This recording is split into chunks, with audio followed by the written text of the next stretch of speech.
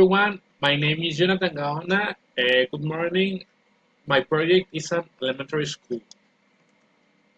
My project is about building an elementary school. The project was provided by INIFED, which is responsible for giving the terrain to build, as well as the regulation that must be met to make any educational building.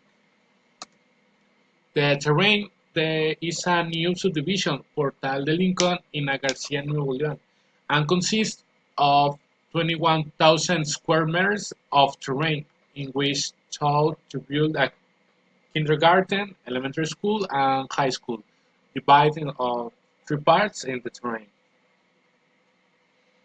Parts of the elementary school. The elementary school will have capacity for 420 students who will take classes in 21 educational classrooms. It will have areas for sports and areas to study, which is a full-time school. It has a cafeteria where they offer food service. It has an auditorium for educational conference and large green gardens to improve the environment.